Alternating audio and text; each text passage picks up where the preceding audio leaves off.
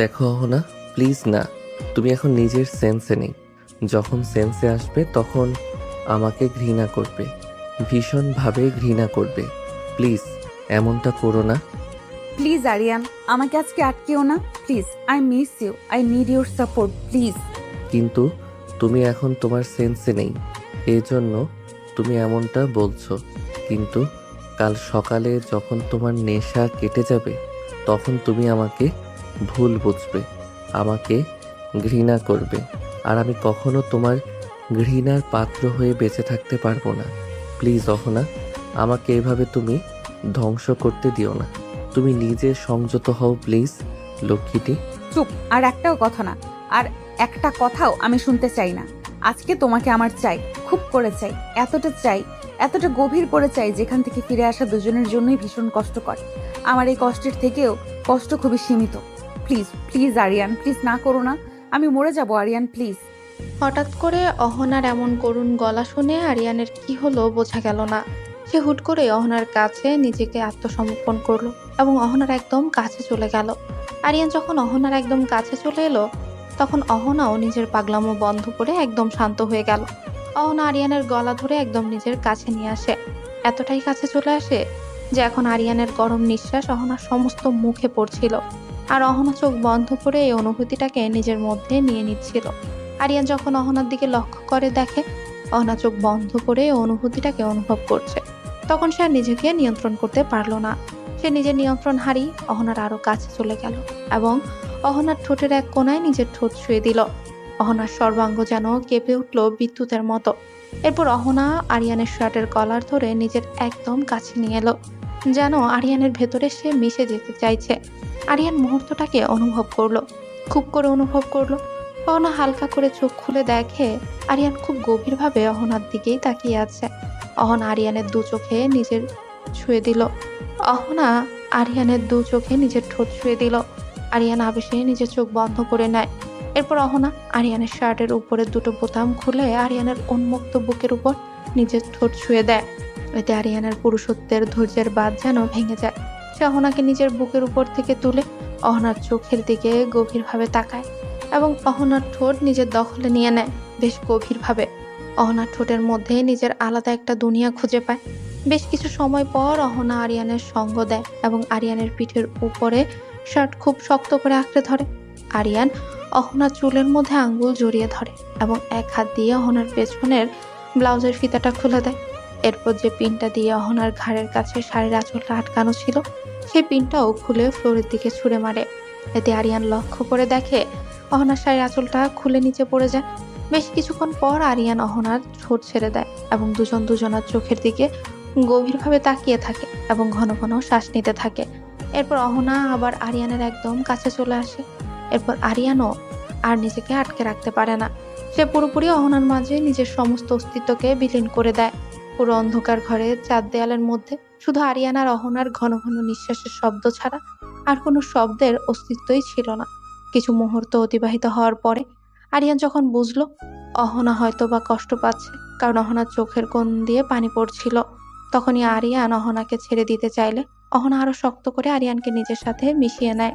কতটা সময় অতিবাহিত হয়েছে আরিয়ান জানে না। দেয়াল ঘড়িটার দিকে তাকিয়ে দেখে ভোর 4:30 বাজে। একবার অহনার দিকে তাকিয়ে দেখে অহনা তার উন্মুক্ত শরীরটা নিয়ে বাচ্চাদের মতো গুটিয়ে মেরে আরিয়ানের কোলের মধ্যেই শুয়ে আছে। আর আরিয়ান এক হাত দিয়ে তাকে নিজের সাথে ধরে অন্য হাত মাথার নিচ দিয়ে ছাদের দিকে তাকিয়ে ভাবতে থাকে। আমি জানি না অহনা, সকালে তোমার রিয়াকশন কেমন হবে, তুমি কি ভাববে, আমি কিছু জানি না। শুধু এটুকু জানি, তুমি প্লিজ আমাকে ভুল বুঝো না। প্লিজ আমাকে ছেড়ে যেও না। প্লিজ আমাকে ঘৃণা করো না। তোমার ঘৃণা নিয়ে আমি বাঁচতে পারবো না, মরে যাব, সত্যি বলছি। আরিয়ান একবার ঘুমন্ত অহনার দিকে তাকিয়ে দেখে অহনাকে আবারও নিজের সঙ্গে মিশিয়ে নিয়ে নিজেও ঘুমিয়ে পড়ে। সকালের আলো জানলার কাঁচ ভেদ করে ভেতরে এসে অহনার চোখে পড়তেই অহনার ঘুমটা ভেঙে যায়। সে আর মোড়াতে উঠে বসে। অহনা ঘুম থেকে ওঠার সাথে সাথেই বুঝতে পারলো আজকে কেমন যেন তাকে অন্যরকম লাগছে, অন্যরকম অনুভূতি হচ্ছে। অহনা নিজের হাত দিয়ে তার কপালের উপরে থাকা বেবি হেয়ারগুলো খুঁজে কানের নিচ নেয় এবং হঠাৎ করে নিজের দিকে তাকিয়ে দেখে আঁতকে উঠে। সাথে সাথে নিজের গায়ে চাদরটা ভালোভাবে জড়িয়ে নেয়। কারণ অহনা একদম উন্মুক্ত শরীর নিয়ে বসে আছে।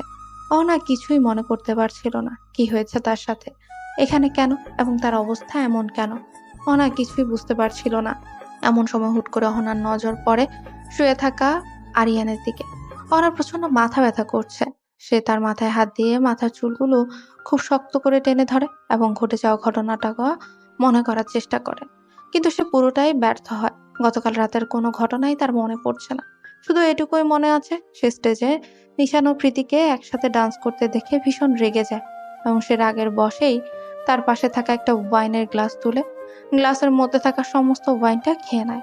এরপর ওয়েটারের কাছ থেকে বেশ কয়েক গ্লাস ওয়াইন অর্ডার দিয়ে সেগুলোও চোখ বন্ধ করে এক নিঃশ্বাসে খেয়ে নেয়। কারণ অহনা এর আগে কখনোই ওয়াইন খায়নি, কিন্তু তার এতটাই জেদ চেপেছিল মাথায় যে তার চেয়ে খেতে কষ্ট হচ্ছিল, কিন্তু তারপরেও সে পুরোটাই খেয়ে নিয়েছিল।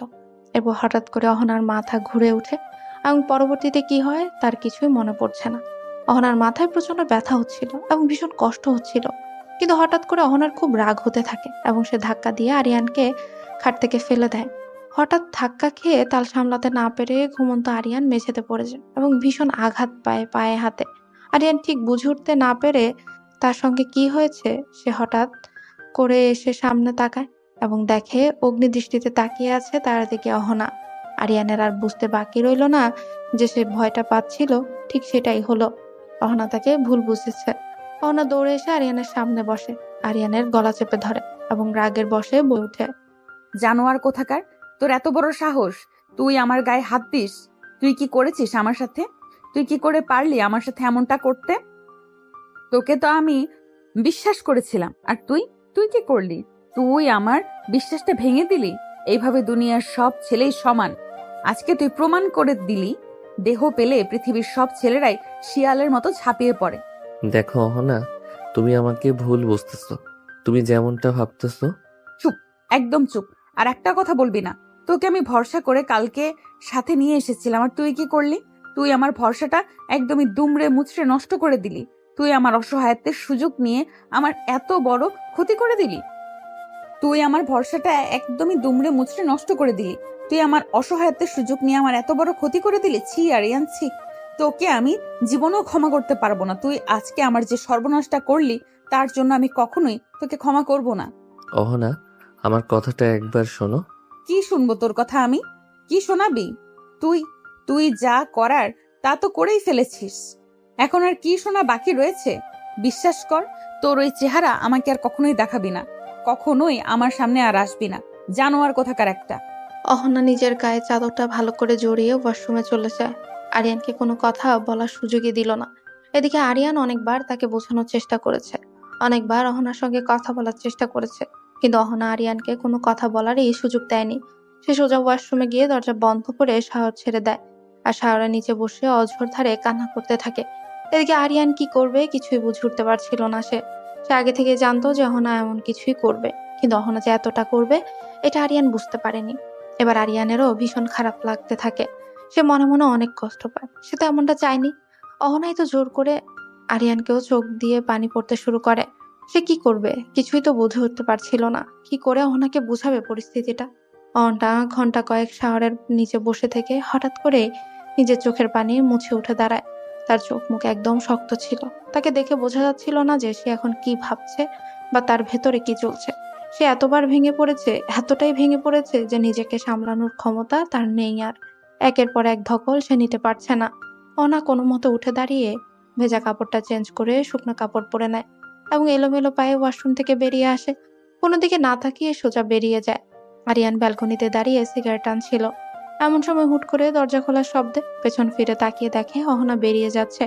আরিয়ান হাতে চলন্ত সিগারেটটা ফেলে পা দিয়ে পিষে দৌড়ে অহনাকে আটকানোর চেষ্টা করে, কিন্তু অহনা তার আগে বেরিয়ে গাড়ি নিয়ে চলে যায়। আরিয়ান দৌড়ে এসেও অহনাকে ধরতে পারেনি। অহনা খুব জোরে গাড়ি চালিয়ে যাচ্ছে আর ভেতরে যেমন অশান্তি চলছিল, যে ঝড় চলছিল, সে কোনোভাবেই মেনে নিতে পারছিল না। আর আরিয়ানের মধ্যে এখন অপরাধবোধ কাজ করছিল। সে মনে মনে ভাবছিল কেন সে গত রাতে অহনাকে আটকাতে পারলো না, কেন সে অন্যায়টাকে আটকাতে পারলো না। সে চাইলেও তো আটকাতে পারতো, কেন সে তাকে সঙ্গ দিল? সে তো জানতো অহনা নিজের সেন্সে ফিরে আসলে এমন কিছুই ঘটবে। আরিয়ান আর কিছুই ভাবতে পারছিল না। তাই আরিয়ান আর সেখানে দাঁড়িয়ে না থেকে দ্রুত রুমে গিয়ে ফ্রেশ হয়ে রেডি হয়ে বেরিয়ে পড়ে বাড়ির উদ্দেশ্যে অহনাকে খুঁজতে। কারণ অহনা যে পরিমাণ মানসিকভাবে বিধ্বস্ত হয়ে আছে, এখন সে যদি কোনো ভুল সিদ্ধান্ত নিয়ে নেয়, নিজের কোনো ক্ষতি করে ফেলে, তাহলে আরিয়ান নিজেকে কোনোদিনও ক্ষমা করতে পারবে না, কোনোদিনও না। আরিয়ান সোজা অহনাদের বাড়িতে আসে, কারণ আরিয়ান জানে এখন অহনা কোনোভাবেই আরিয়ানদের বাড়িতে যাবে না, গেলে নিজের বাড়িতেই যাবে। তাই সে আর সময় নষ্ট না করে সোজা চলে আসে ওদের বাড়িতে। আরিয়ান অহনাদের বাড়িতে এসে কলিং বেল দেয়। অনু দরজা খুলে দেয়। অনু হঠাৎ আরিয়ানকে দেখে এ সময় সন্ধিহান দৃষ্টিতে আরিয়ানের দিকে তাকায় এবং প্রশ্ন করে, আরে আরিয়ান, তুমি এখানে হঠাৎ? কোনো খবর না দিয়ে? কোনো সমস্যা? কিছু কি হয়েছে? তাছাড়া দেখলাম একটু আগে অহনাও খুব হন্তদন্ত হয়ে কোথা থেকে যেন আসলো, এখন আবার তুমি আসছো। তোমাদের দুজনের মধ্যে সবকিছু ঠিকঠাক আছে তো? না মানে মনে হচ্ছিল অহনা খুব চিন্তিত, কোনো বিষয় নিয়ে ভীষণ অশান্ত সে। অনুর বলা কথাগুলো শুনে আরিয়ান এটুকু বুঝতে পারে যে অহনা বাড়িতে চলে এসেছে। এতে সে একটা দীর্ঘ নিঃশ্বাস নেয় এবং অনুকে বলে, আরে না ভাবি, তেমন কিছু না। আসলে তোমার বোন আমার উপর রাগ করেছে তো, তাই রাগ করে এ বাড়িতে চলে এসেছে। তাই ভাবলাম অফিসে যাওয়ার আগে বউয়ের রাগ ভাঙিয়ে যাই, তাই তো চলে এলাম।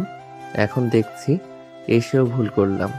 আগে যদি জানতাম যে আসার পরে এতগুলো প্রশ্নের সম্মুখীন হতে হবে, তাহলে হয়তো আসতামই না। আরিয়ানের কথা শুনে অনুর চোখ মুখ আরো কুঁচকে গেল এবং সেই বিষয়টা আরিয়ানের রক্ষা করে বুঝতে পারে যে বিষয়টা স্বাভাবিক করার জন্য এমন অদ্ভুত কথা বললেও অনুর বুদ্ধিমান মস্তিষ্ক ঠিকই বুঝতে পারে যে কোনো না কোনো সমস্যা হয়েছে। তা না হলে আরিয়ানের মতো ছেলে এমন উদ্ভট কথা বলার মতো ছেলেই না।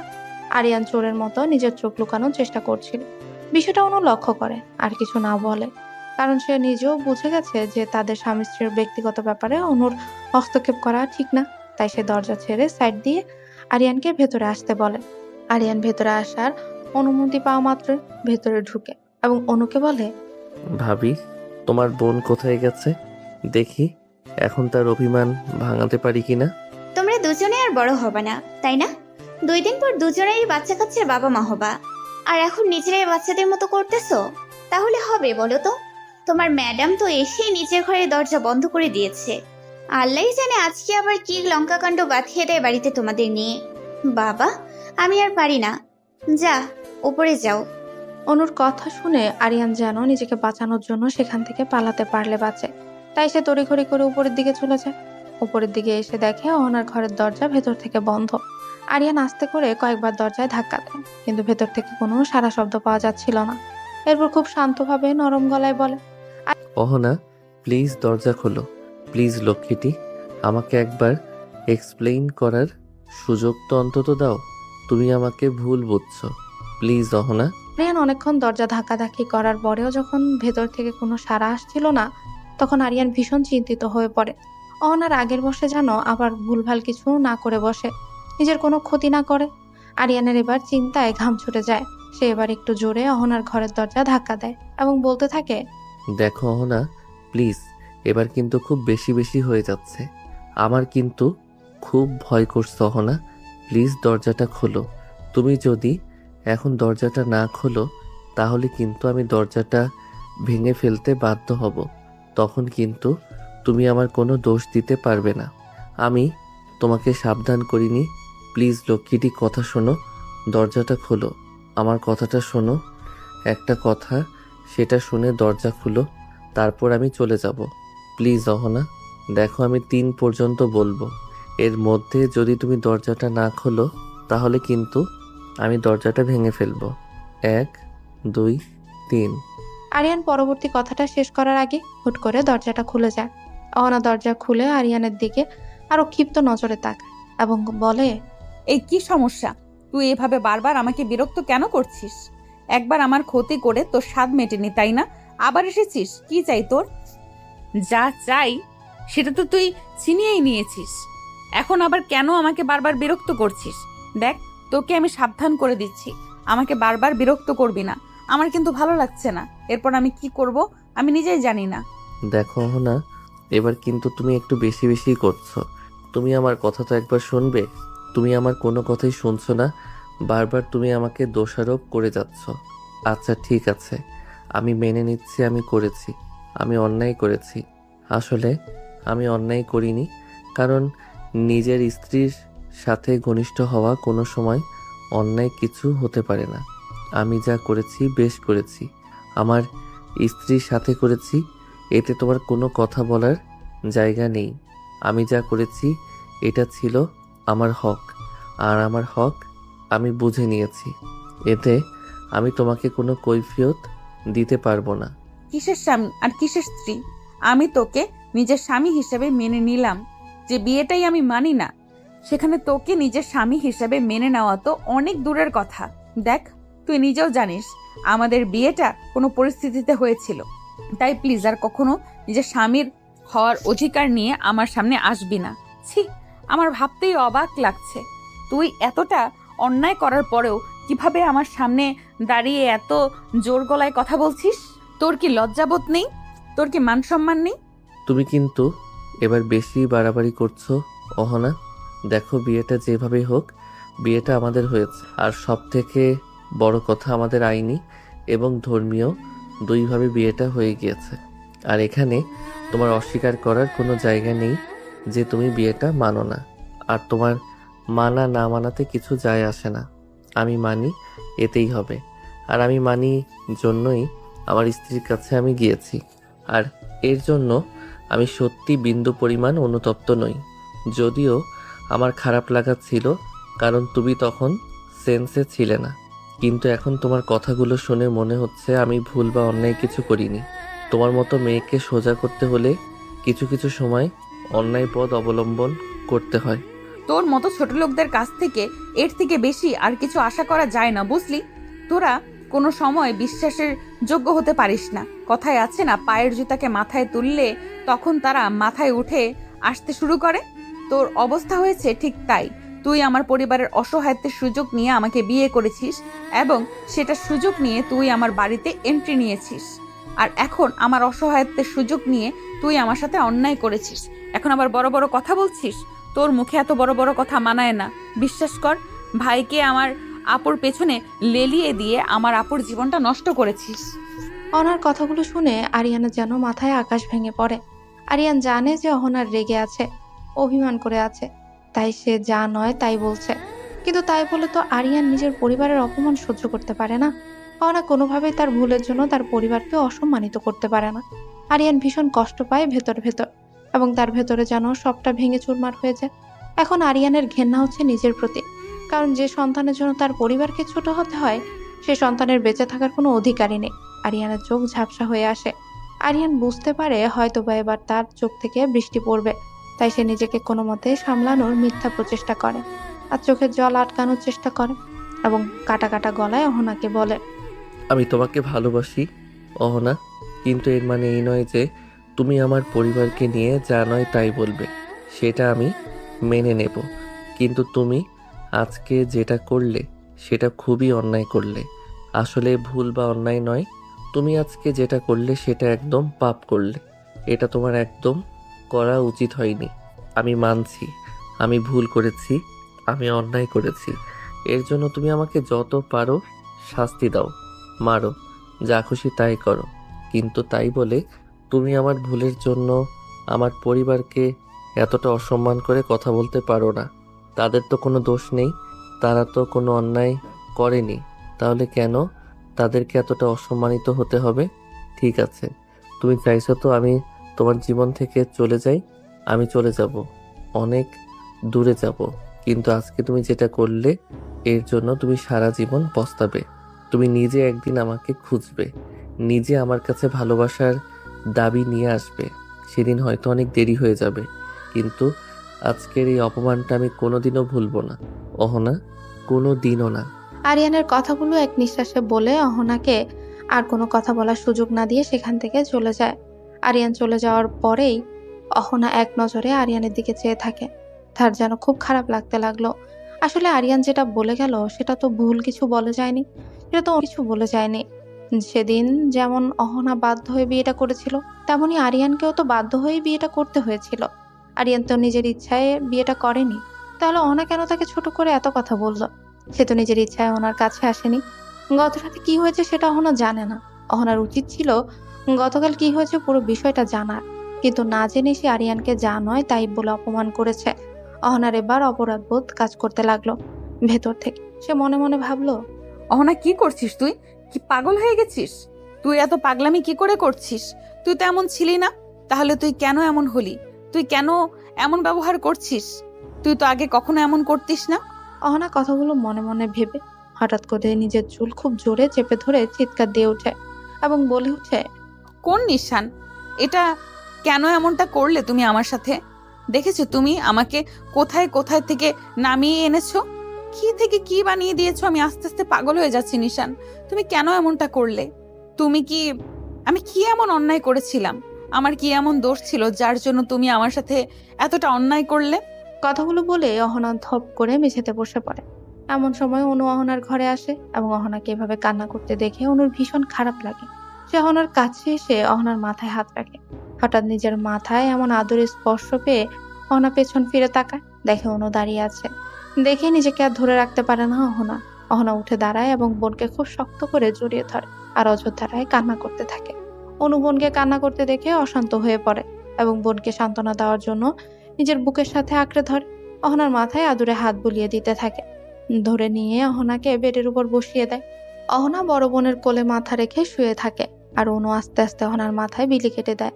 এভাবে বেশ কিছু সময় ধরে দু বোনের মাঝে নীরব সান্ত্বনা বয়ে চলে। অনু অহনার মাথায় হাত বুলিয়ে দিচ্ছিল আর অহনা চোখ বন্ধ করে সেটা অনুভব করছিল। আসলে বড় বোনেরা এমনই হয়। বড় বোন তো মায়ের পরে মায়ের দায়িত্ব পালন করে, কিন্তু অহনা কতটা লাকি, সে দুনিয়াতে দুইজন মাই পেয়েছে। একটা তার নিজের মা আর একটা হলো তার বড় বোন। অহনাকে অনেক বেশি ভালোবাসে, ছোটবেলা থেকে নিজের সন্তানের মতো আগলে রেখেছে, ঠিক যেমনটা ওদের মা ওদের দুজনকে রাখে। বাবু, অহনা হুট করে অনুর এমন আদরে গলা শুনে চোখ খুলে তাকায় অনুর দিকে। দেখে অনু গভীর এক দৃষ্টিতে অহনার দিকেই তাকিয়ে আছে। হঠাৎ অহনা তাকাতেই দুজনের চোখে চোখ পড়ে। অনু এবার অহনার চোখের দিকে তাকিয়ে বলে ওঠে। অহনাকে নিজের দিকে এমন ভাবে তাকিয়ে থাকতে দেখে অনু নিজেই আবার বলে ওঠে, তোকে আজকে একটা গল্প শোনাই, বুঝলি? তোর ভাইয়া আর আমি একই ইউনিভার্সিটিতে পড়তাম, নর্থ সাউথ ইউনিভার্সিটি। আমরা দুজনে ভিন্ন ডিপার্টমেন্টের ছিলাম। কখনো তো আমাদের মাঝে দেখা হতো না। আমি তোর ভাইকে চিনতাম না পর্যন্ত, অথচ আমরা 2 বছর একসাথে একই ইউনিভার্সিটিতে ছিলাম, কিন্তু কেউ কাউকে চিনতাম না। এটা যদিও আমি জানতাম শুধুমাত্র যে আমরা কেউ কাউকে চিনি না, কিন্তু তোর ভাইয়ের দিক থেকে বিষয়টা একদম ভিন্ন। ইউনিভার্সিটির প্রথম দিন থেকে নাকি তোর ভাইয়া আমাকে ফলো করতো। আমি কি করতাম, কোথায় যেতাম, কার সাথে যেতাম, কি করতাম, সবকিছুই লক্ষ্য করতো। বিষয়টা খুব অবাক করার মতো, তাই না? ঠিক তাই হয়েছে।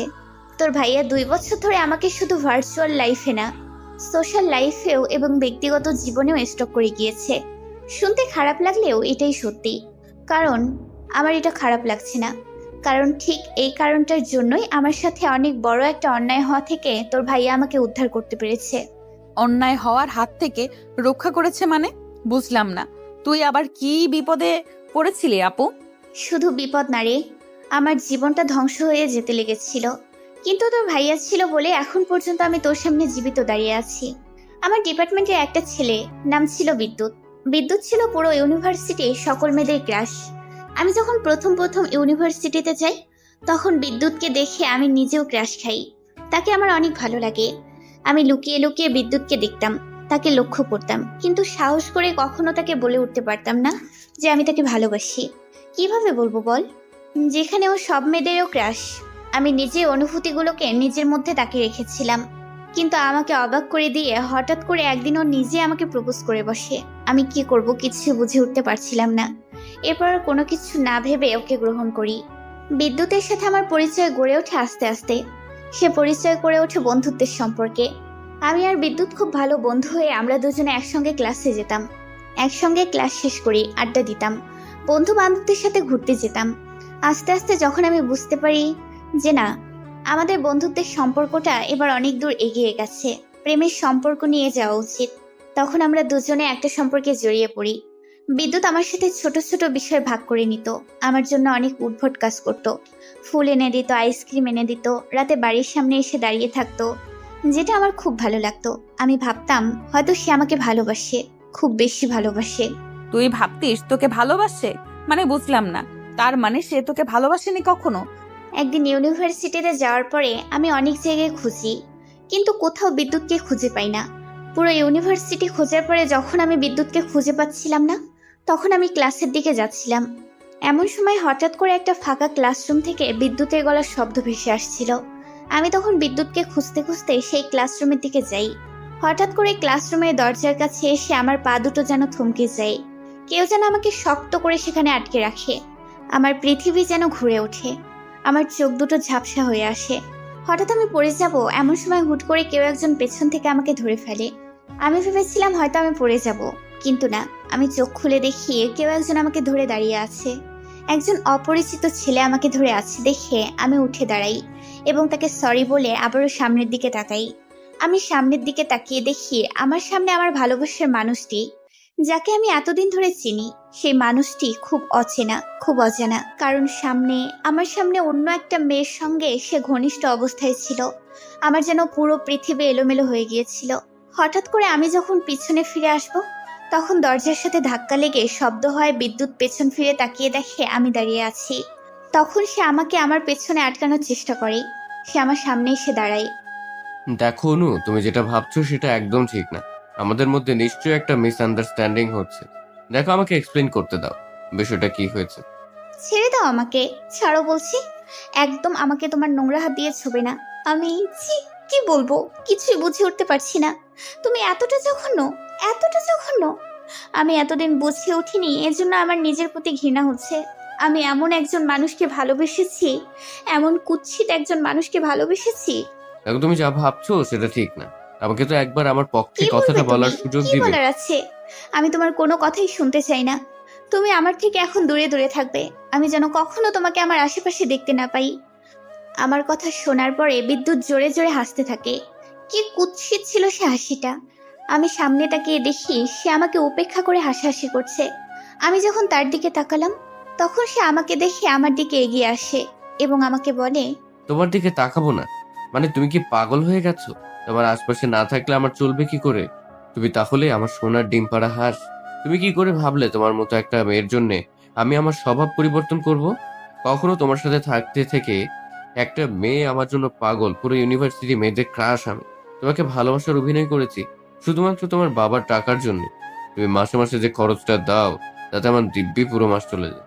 তখন ভেবে দেখলাম, শুধুমাত্র একটুখানি ভালোবাসার অভিনয় করার পরে যদি নিজের খরচ সুন্দরভাবে উঠে আসে, তাহলে ঠিক করলাম অভিনয় কি এমন ক্ষতি হবে। বিদ্যুৎ, তুমি এতটা খারাপ? তোমাকে আমি কতটা ভালোবাসতাম। তুমি আমার ভালোবাসার সার্কাস বানিয়ে রেখেছো। আমি তোমাকে কখনো ক্ষমা করব না। তোমার ক্ষমা আমার চাই না, তবে আমার যখন যা লাগবে এতদিন যেমন তুমি দেখেছো ঠিক তেমনি এখনো তোমারই দেখা লাগবে। অসম্ভব। তোর মতো জানোয়ারের কোনো দায়ভার আমি নিতে পারবো না। তোকে আমি আর একটা কানা করেও দেবো না। সুইটার, তুমি না দিলে তোমার কি হবে? তুমি নিজেও জানো না আমি তোমার এমন দশা করব না, নিজের কাছে নিজের মুখ দেখাতে পারবে না, সমাজে মুখ দেখাতে পারবে। তুই যা পারিস তাই করে নে। অনুর কথা শুনে বিদ্যুৎ অনুর হাতে নিজের ফোনটা তুলে দেয়। যেই ফোনের স্ক্রিনের দিকে উনি তাকালো, অমনি ওনার যেন পায়ে নিচ থেকে মাটি সরে গেল। সে অবাক হয়ে বিদ্যুতের মুখের দিকে তাকালো। তাকিয়ে দেখলো বিদ্যুৎ খুব বিশ্রীভাবে হাসছে। অনু অবাক হয়ে বেদুর দিকে তাকাতে বিদ্যুৎ ফোনটা কেড়ে নেয় এবং অনুকে বলে, তুমি যদি এখন আমার কথা না মানো তাহলে আমি এই ছবি ভাইরাল করে দেব। তখন বুঝতে পারছো তোমার তোমার পরিবারের মান সম্মানে কি হবে? সমাজ তোমাদের পরিবারকে তোমাকে কি নজরে দেখবে? নিজের ভালো যদি দিতে চাও তাহলে আমাকে আগামী 1 সপ্তাহের মধ্যে 10 লাখ টাকা দিল। বিদ্যুতের কথা শুনে অনুর মাথা ঘুরতে লাগলো। সে কিভাবে এতদিন এমন একটা জানোয়ারের সঙ্গে সম্পর্কে থেকেছে সে বুঝে উঠতে পারছে না। অনু অঝরে কাঁদছে। এমন সময় পেছন থেকে একজন বলে ওঠে, দুর্বলতা কখনো কারোর সামনে প্রকাশ করতে নেই, এতে সামনের ব্যক্তি আরো বেশি আঘাত করার সুযোগ পায়। হুট করে পেছন থেকে এমন কথা শুনে দুজনেই পেছনে তাকিয়ে দেখে। অনু অবাক হয়ে ভাবে, আরে এটা তো সেই ছেলেটা যে আমাকে একটু আগে পড়ে যাওয়ার হাত থেকে বাঁচিয়েছে। অয়ন সামনের দিকে এগিয়ে আসে এবং বিদ্যুৎ কিছু বুঝে ওঠার আগে ওর হাত থেকে ফোনটা কেড়ে নিয়ে নেয়। বিদ্যুৎ যখন কিছু বলতে যাবে এমন সময় হুট করে অয়ন তার হাত উঁচু করে তুলে আয়নাকে থামিয়ে দিয়ে বলল, আরে বোকা, তুই কি ভুলে যাচ্ছিস ও যদি তোকে বাঁচাতেও পারে তাহলে ওই কিন্তু আবার তোকে মারতেও পারে। তুই যে ওকে ব্ল্যাকমেল করছিস এই কথাটা যদি কোনোভাবে ওর পরিবার জানতে পারে, তুই কি একবারও ভেবে দেখেছিস ওর বাবা জানতে পারলে কি হবে? ওর বাবা তো তোকে গায়েব করে দিবে। তোর মতো বিদ্যুতের ক্ষমতাও নেই ওর বাবার সাথে পাঙ্গা নেওয়ার, যে এমন বাবার মেয়ের সঙ্গে পাঙ্গা নিয়েছিল। অয়নের কথা শুনে বিদ্যুৎ দেবা সত্যি ভয় পায়, কারণ অয়ন একটা কথাও মিথ্যে বলেনি। অনুর বাবার যে ক্ষমতা, এতে অনুর বাবা যদি জানতে পারে তার মেয়েকে বিদ্যুৎ অসময় করছে, তাহলে অনুর বাবা বিদ্যুৎকে সত্যি সত্যি গায়েব করে দিতে এক সেকেন্ডও ভাববে না।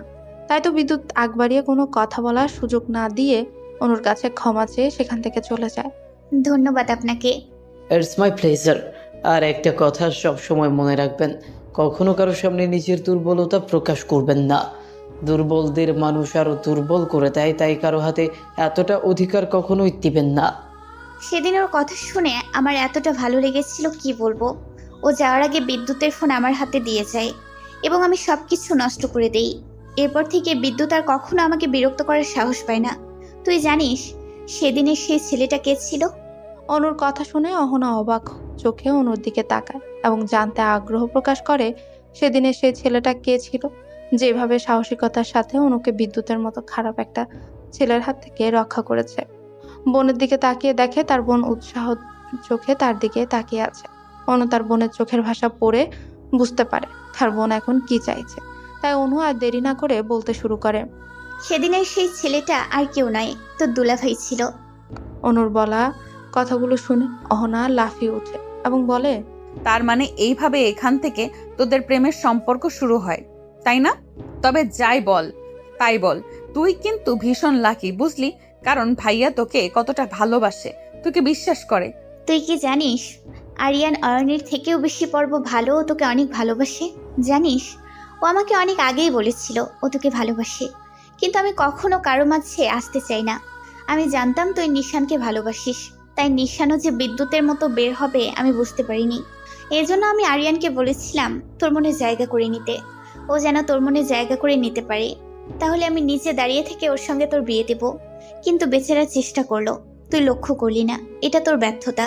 কথাটা বলে অনু অহনার কপালে হালকা করে একটা চুমু দিয়ে উঠে গেল আর অহনা যাওয়ার দিকে চেয়ে রইল। অহনা আজকে আবার ওই একই ক্লাবে গেছে, গিয়ে আজকেও দেখে নিশান অন্য আরেকটা মেয়ের সঙ্গে বসে আড্ডা দিচ্ছিল। নিশান হয়তো এখনো লক্ষ্য করেনি তাকে। নিশানের এই ব্যবহার দেখে অহনার আরো খারাপ লাগে, কিন্তু হঠাৎ করে অনু হ্যাঁ বলা কথাটা অহনার মাথায় যেন বারবার বাড়ি খাচ্ছিল। অয়ন যদি না থাকতো তাহলে অনুর অনেক বড় ক্ষতি হয়ে যেত, এবং সেটা করতো অনুর ভালোবাসারই মানুষ। হঠাৎ করে অহনার মাথায় ওই কথাটা আসতেই সে কিছু একটা ভাবতে শুরু করলো। সে ভাবতে ভাবতে হঠাৎ করে কি মনে হলো, আশেপাশে খোঁজাখুঁজি শুরু করলো। অনা খুঁজতে খুঁজতে রিসেপশনে যায় এবং সেখানে কথা বলে জানতে পারে যে এই পুরো ফিল্মটা সিসি ক্যামেরা দ্বারা নিয়ন্ত্রিত। তাই সে বা সিসি ক্যামেরার মনিটর রুমে খুঁজতে শুরু করে। অনেক কষ্টে চেষ্টা করার পরে সিসি ক্যামেরার মনিটর রুমটা খুঁজে পায় এবং সেখানে গিয়ে প্রথমে তাকে সিসি ক্যামেরা ফুটেজ দেখাতে না চাইলেও পরবর্তীতে অহনা যখন তাদের হাতে কিছু টাকা তুলে দেয়, অমনি তারা অহনাকে সিসি ক্যামেরা ফুটেজ দেখানোর জন্য বাধ্য হয়ে যায়। এরপর অহনা ওই দিনের ডেট অনুযায়ী এবং সময় অনুযায়ী ফুটেজ চেক করতে থাকে। অনেকক্ষণ ধরে সিসি ক্যামেরা ফুটেজ চেক করে যখন সন্দেহজনক কিছুই পেল না, তখন হতাশ হয়ে যে অহনা উঠতে যাবে, ঠিক সেই সময় হুট করে অহনার চোখ আটকে যায় মনিটরের স্ক্রিনে। সেখানে স্পষ্ট দেখা যাচ্ছে অহনা যখন ওই নিশানের গ্লাসগুলো খালি করে দেয়, অজ্ঞান হয়ে পড়ে। এমন সময় কেউ একজন এসে অহনাকে ধরে তুলে সাইডে একটা রুমে নিয়ে যায়। তাকে তুলে যখন সাইডে একটা রুমে নিয়ে যাচ্ছিল, তখন রুমের সামনে থাকা সিসি ক্যামেরার ফুটেজে লোকটার মুখটা স্পষ্ট হয়ে ওঠে। এই আর কেউ নয়, নিশান। নিশানকে অহনাকে ধরে নিয়ে যেতে দেখে অহনা পুরোই শকড। এদিকে আরিয়ান পুরো বার্তা তন্ন তন্ন করে খুঁজতে থাকে। এবার উপরে নিচে খুঁজতে খুঁজতে আরিয়ান অহনার ঘরের দরজা খুলে ফেলে। উকি দিয়ে দেখে কেউ একজন অহনার সাথে বেয়াদবি করার চেষ্টা করছে। তখন আরিয়ান নিজেকে কন্ট্রোল করতে না পেরে সোজা ঘরের দরজার উপর লাথি দেয় আর দরজা খুলে দেয় এবং মেয়ে ও ছেলেটাকে বের করে এনে প্রচুর মারে। মারতে মারতে পুরো আধমরা করে ফেলে, কিন্তু তারপরেও যেন আরিয়ান ক্লান্ত হচ্ছিল না। এমন সময় ক্লাবের বেশ কয়েকজন ধরে আরিয়ানকে মিশনের থেকে আলাদা করে দেয়। আরিয়ান তাড়াতাড়ি অহনার কাছে যায়, কারণ অহনা তখনও অসুস্থ। এরপর আরিয়ান বারবার অহনাকে উঠে বসানোর চেষ্টা করে, কিন্তু অহনা সেন্সে ফিরে আনার চেষ্টা করছিল, কিন্তু না, অহনার তো মনে তখন অন্য কিছু চলছিল। এরপর সেদিনে সে অ্যাক্সিডেন্টটা করে বসে তারা। পুরো বিষয়টা দেখে যেন অহনার মাথায় আকাশ ভেঙে পড়ে। সে না জেনে না বুঝে এত বড় সিদ্ধান্ত নিয়ে ফেললো এবং আরিয়ানকে জানো তাই বলে অপমান করেছে। এটা সে মোটেও ঠিক করেনি। এদিকে আরিয়ান অহনার করা অপমানটা কোনোভাবে মেনে নিতে পারছে না। সেদিনের পর থেকে যেন ইচ্ছে করে অহনার সাথে কোনো যোগাযোগ করেনি সে। অহনার সামনেও আসেনি, অহনার সাথে কোনো কথা বলার চেষ্টাও করেনি। কিন্তু এই আরিয়ান এক সময় অহনাকে একবার না দেখলে বারবার বাড়িতে ছুটে আসতো। বারবার অহনার ভার্সিটিতে সামনে গিয়ে লুকিয়ে থাকতো, শুধুমাত্র একটা বার অহনাকে দেখার জন্য। সরি আরিয়ান, আমাকে ক্ষমা করে দিও। আমি না বুঝে তোমার সাথে অন্যায় করে ফেলেছি। যেখানে দোষ আমার নিজেরও ছিল, সেই জায়গায় কেন আমি শুধু তোমাকে একমাত্র দায়ী করতে পারি? আমি তো চাইলে সেদিন নিজেকে সংযত করতে পারতাম, কিন্তু না। আমার জিদ, আমার রাগ আমাকে এতটাই নিয়ন্ত্রণ করে ফেলেছিল যে আমি আশেপাশে কি হচ্ছিল কোনো কিছু তোয়াক্কা না করে সেদিন তোমাকে অনেক অন্যায় করে ফেলেছিলাম। আমাকে তুমি ক্ষমা করে দিও। অহনা মনে মনে কথাগুলো ভেবেই সোজা ক্লাবের বাইরে চলে আসে এবং গাড়ি নিয়ে চলে যায় সোজা আরিয়ানদের বাড়ির উদ্দেশ্যে। অহনা আরিয়ানদের বাড়ির গেটে সে গাড়ি থামায় আর দরজা ধাক্কা দিলে আরিয়ানের মা এসে দরজা খুলে দেয়। হঠাৎ এত রাতে এইভাবে অহনাকে বাড়িতে দেখে আরিয়ানের মা ভীষণ অবাক হয়। তখন তিনি চিন্তিত স্বরেই বলেন, কি হয়েছে আহানা মা? তুই এক তো রাতে একা কোথা থেকে আসছিস? কিছু কি হয়েছে? কোনো বিপদ আপদ হয়নি তো তোমার? না আম্মু, আমার কোনো অসুবিধা হয়নি, আমি ঠিক আছি।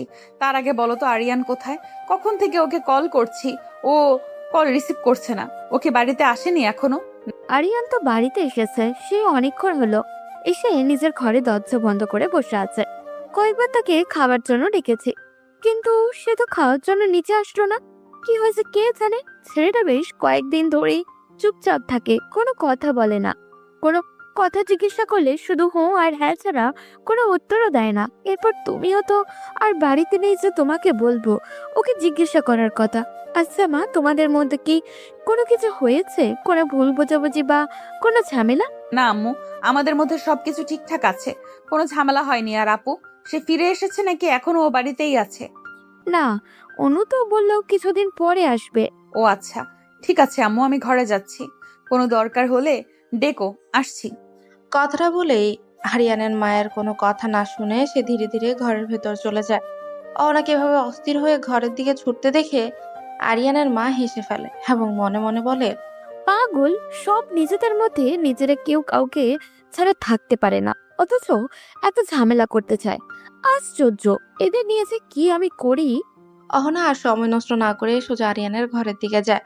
অহনা আরিয়ানের ঘরে গিয়ে দেখে পুরো ঘর অন্ধকার, চারপাশে কেউ নেই। সারা ঘর থেকে যখন অহনা আরিয়ানকে খুঁজে পায় না, তখন সে আরিয়ানের ঘরের ব্যালকনির দিকে যায়। অহনা আরিয়ানের ঘরের ব্যালকনিতে গিয়ে দেখে আরিয়ান ব্যালকনিতে দাঁড়িয়ে আকাশের দিকে তাকিয়ে কিছু একটা ভাবছে। অহনা খুব আস্তে নীরবে ব্যালকনিতে প্রবেশ করে। এমন সময় হুট করে আরিয়ান বলে ওঠে, হঠাৎ করে এই অসভ্য জানোয়ারের ঘরে কি মনে করে? কথা শোনাচ্ছ? আরে, আপনাদের মতো বড় মাপের মানুষদেরকে আমাদের মতো ছোট মানুষরা কি কখনো কথা শোনাতে পারে? আমরা তো পারি শুধু সুযোগের ব্যবহার করতে, নিতে। আমরা তো খারাপ, অনেক খারাপ, জঘন্য খারাপ।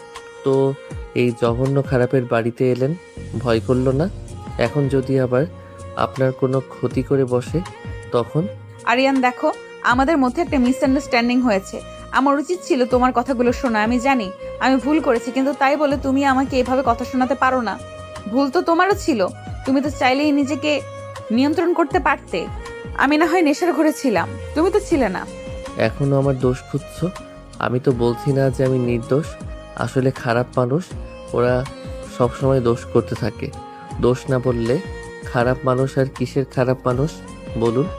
আমি কোনো দোষ খুঁজতেছি না, ভুল আমাদের দুজনেরই হয়েছে, তাই এর সমাধানও আমাদেরই করা উচিত। এই সমাধান করতে চান আপনি? আমার মনে হয় আমাদের আলাদা হয়ে যাওয়া উচিত। তুমি দেখো, আমাদের মধ্যে কোনো মিল নেই, না আছে চিন্তা ভাবনার মিল, না আছে অন্য কোনো মিল। একইভাবে এইভাবে এই সম্পর্কটাকে বয়ে নিয়ে বেড়াবো, যেটাকে জোর করে তোমার আর আমার মধ্যে বেঁধে দেওয়া হয়েছে। আই থিঙ্ক আমাদের ডিভোর্স নেওয়া উচিত। হঠাৎ করে অহনার মুখ থেকে বিচ্ছেদের কথা শুনে আরিয়ানের ভেতরটা যেন কেঁপে উঠল। আরিয়ানের পুরো মাথার মধ্যে যেন চক্কর দিয়ে উঠল। চোখটা কেমন যেন ঝাপসা হয়ে আসলো। হঠাৎ করে আরিয়ানের পা দেখে যেন কেঁপে উঠলো। আরিয়ানের এমন অস্বাভাবিক অবস্থা দেখে অহনা যখন আরিয়ানের দিকে এগিয়ে গেল, তখনই আরিয়ান হাত উঁচু করে অহনাকে থামিয়ে দেয়, তার কাছে আসতে বারণ করে। আরিয়ান তখন অহনার দিকে কেমন অদ্ভুত করুণ নজরে তাকায়। আরিয়ানের সেই দৃষ্টি দেখে অহনার ভেতরটা কেঁপে ওঠে এবং অহনা আরিয়ানকে উদ্দেশ্য করে বলে, আমাকে ক্ষমা করো আরিয়ান। আমি চেষ্টা করলেও হয়তো দ্বিতীয়বার আর ভালোবাসতে পারবো না। দ্বিতীয়বার কাউকে কাছের করতে পারবো না, কারণ মায়ের কাছে হাঁটতে পারবো না। আমি নিজেকে আর কারোর সুতোয় বাঁধতে চাই না। আমাকে তুমি পারলে ক্ষমা করে দিও। আমি আপনাকে ক্ষমা করার কে বলুন? আর আমি জানি আপনার কোনো দোষ নেই। আপনার ক্ষমা চাইতে হবে না। খারাপ মানুষদের কেউ কখনো ভালোবাসতে পারে না, আর কেউ নিজের সঙ্গে জড়িয়ে রাখতে চায় না। ঠিক আছে, আপনি যখন ডিভোর্স চাইছেন তখন তাই হবে। ব্যাপারটা পাঠিয়ে দেবেন, আমি সাইন করে দেব। কিন্তু হ্যাঁ, তার আগে আপনাকে আমাকে একটা কথা দিতে হবে। যতদিন না পর্যন্ত আমাদের ডিভোর্স হচ্ছে ততদিন আপনাকে আমার বাড়িতে লক্ষ্মী মেয়ের মতো আমার বউ হয়ে থাকতে হবে। কেউ যেন কোনোভাবে জানতে না পারে যে আপনার আর আমার মধ্যে কোনো সমস্যা আছে। যতদিন না আমরা আলাদা হয়ে তাদেরকে কষ্ট দিচ্ছি, ততদিন আমরা আমাদের পরিবারকে আর কোনো কষ্ট দিতে চাই না। আমি আপনার কাছে এক্সপেক্ট করব আপনি আমার কথাটা রাখবেন, শেষ কথা হলেও রাখবেন। অহনা আরিয়ানের কথাগুলো শুনে থমকে যায়। আরিয়ান যে এমন সময় এমন কথা বলবে কখনো সেটা ভাবেনি আরিয়ান অহনাকে আর কোনো কথা বলতে না দিয়ে সে ব্যালকনি থেকে বেরিয়ে যায়। আরিয়ান চলে যেতেই অহনা ব্যালকনির গ্রিল ধরে আকাশের দিকে তাকিয়ে ভাবতে থাকে তার অতীতের কিছু কালো অধ্যায়। অহনা যখন অনার্স ফার্স্ট ইয়ারে, তখন তার পরিচয় হয় তাদের ক্যাম্পাসের সিনিয়র নিশান নামের একটা ছেলের সঙ্গে। তাদের পরিচয়টা ছিল খুব সাধারণ, কিন্তু এই সাধারণ পরিচয় ধীরে ধীরে অহনা এবং নিশানের মধ্যে খুব ভালো একটা বন্ধুত্ব গড়ে তোলে। তারা দুজন একসঙ্গে ভার্সিটি যেত, একসাথে ফিরে আসতো, ক্যাফেতে বসে কফি খেতে খেতে আড্ডা দিত। নিশান অহনার অ্যাসাইনমেন্টও করে দিত। কোথাও কোনো টপিকস আটকে গেলে সেটা খুব সুন্দর করে বুঝিয়েও দিত। তারা দুজন একসঙ্গে বসে লাইব্রেরিতে বইও পড়তো। ধীরে ধীরে তাদের বন্ধুত্বের বন্ডিংটা এতই ঘন হয়ে যায় যে একটা সময় তারা দুজনেই অনুভব করে যে তাদের সম্পর্কটা বন্ধুত্ব পেরিয়ে অনেকটা দূরে এগিয়ে গেছে। হুট করে নিশান একদিন অহনাকে প্রপোজ করে বসে। অহনা প্রথমে কি রিয়াকশন দিবে বুঝে উঠতে পারছিল না, তাই সে নিশানের থেকে সময় নেয়। কিন্তু নিশান মন খারাপ করে অভিমান করে কয়েকদিন অহনার সঙ্গে দেখাও করে না, কথাও বলে না, যেটা অহনা বুঝতে পারে সেই সাথে খুব মিস করছে, খুব গভীরভাবে মিস করছে। তখন সে ফিল করে যে নিশান ছাড়া তার চলবে না। সে নিশানকে ভালোবেসে ফেলেছে, তার ভালো থাকার জন্য নিশানকে তার প্রয়োজন। এরপর অহনা নিশানকে খুঁজতে থাকে। দুদিন নিশানের জন্য ক্যাম্পাসে অপেক্ষাও করে। তৃতীয় দিনের দিন হুট করে নিশান ক্যাম্পাসে আসলে অহনা দৌড়ে গিয়ে নিশানকে জড়িয়ে ধরে এবং বলে, তুমি আমাকে ছেড়ে কেন গিয়েছিলে নিশান? আমি তো তোমার থেকে সময় চেয়েছিলাম। হুট করে তুমি আমাকে প্রপোজ করে দিলে, আমি কি করব বুঝে উঠতে পারিনি। তাই তোমার থেকে সময় চেয়েছিলাম, কিন্তু তুমি একেবারে গায়েব হয়ে যাবে আমি কোনোভাবেই বুঝতে পারিনি। আমি যদি জানতাম তোমার অভিমানটা এত বেড়ে যাবে তাহলে আমি কখনোই তোমাকে ফিরিয়ে দিতাম না। আমাকে ক্ষমা করে দিও নিশান। আর আমি তোমাকে ভালোবাসি, অনেক বেশি ভালোবাসি। আমার তোমাকে চাই, খুব করে চাই। আরে অহনা, তুমি এভাবে কান্না করছো কিসের জন্য? আমি তো আছি, আমি কোথাও যাইনি। দেখো, আমি তোমার কাছেই আছি। আমি জানি তুমি আমাকে ভালোবাসো। আসলে আমি এতদিন ক্যাম্পাসে আসতে পারিনি, তার কারণ হলো আমার আম্মু অসুস্থ হয়ে পড়েছিল। এই জন্য তাকে নিয়ে একটু ব্যস্ত ছিলাম, এই জন্য আমি আসতে পারিনি। প্লিজ তুমি কান্না করো না। আরে কান্না থামাও। এভাবে অহনা আর নিশানের সম্পর্কে খুব সাধারণভাবে সামনের দিকে এগোতে থাকে। তারা একসঙ্গে অনেকটা সময় কাটায়, অনেক জায়গায় ঘুরতে যায়, হাতে হাত ধরে হাঁটে। তারা দুজনেই একসাথে বৃষ্টি বিলাস করে, এক কাপ চা শেয়ার করে খায়। অহনা যেদিন দিন দিন নিশানের প্রতি আসক্ত হয়ে পড়ে, সে যেন নিশানকে ছাড়া কিছুই বুঝতো না। নিশান যা বলতো অহনা তাই করতো। একদিন নিশান আর অহনা মিলে নিশানের বন্ধুর একটা বার্থডে পার্টিতে যায়। নিশানের বন্ধুর বার্থডে পার্টি গিয়ে তারা অনেক রকম নেশা জাতীয় দ্রব্য গ্রহণ করে এবং নাচ গানও করে, যেটা অহনার একদম ভালো লাগেনি। সে ভেবেছিল নিশান একদম অন্যরকম, কিন্তু এখানে আসার পর সে নিশানকে দেখছে অন্যরকম। অহনা কি করবে কিছুই বুঝে উঠতে পারছিল না। এমন সময় হুট করে নিশান একটা গ্লাস নিয়ে অহনার হাতে দেয় অহনাকে খাওয়ার জন্য, কিন্তু অহনা সেটা খেতে অস্বীকার করে। অহনা যখন সেটা খেতে অস্বীকার করে তখন নিশান অহনার প্রতি অভিমান করার ভান করে, যা দেখে অহনার খারাপ লাগে এবং সে গ্লাসটা হাতেও তুলে নেয়। কিন্তু গ্লাসটা সে হাতে নিলেও সে খেতে পারে না। নিশান যখন তার বন্ধুর ডাকে কিছুটা দূরে গিয়ে দাঁড়িয়ে কথা বলে, তখনই অহনা গ্লাসের পানি একটা পাশের টবে ফেলে দেয়। আর নিশান তার সামনে আসলে এমন ভান করে যেন সে সবটাই খেয়ে ফেলেছে।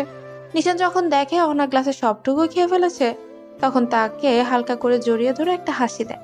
নিশান একটা সময় এসে অহনার হাত ধরে পাশের একটা ঘরে নিয়ে যায় এবং অহনার কাছে আসার চেষ্টা করে।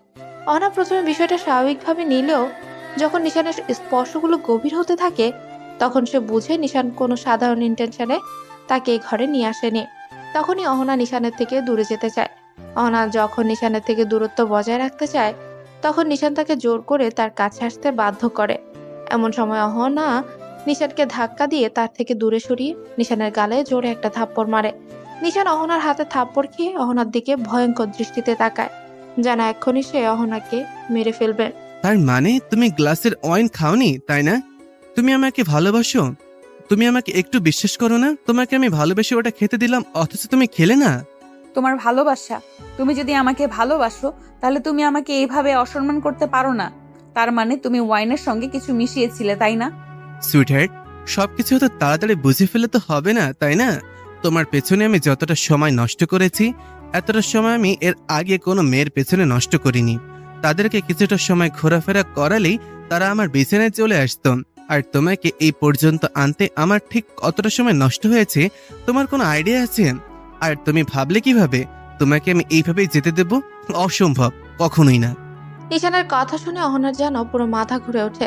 নিশান কি বলছে এগুলো? তার মানে নিশান তাকে কখনোই ভালোবাসেনি, এতদিন তার সাথে ভালোবাসার অভিনয় করেছে এবং তাকে ফাঁসিয়ে তার ক্ষতি করার জন্য নিশান এখানে তাকে নিয়ে এসেছে।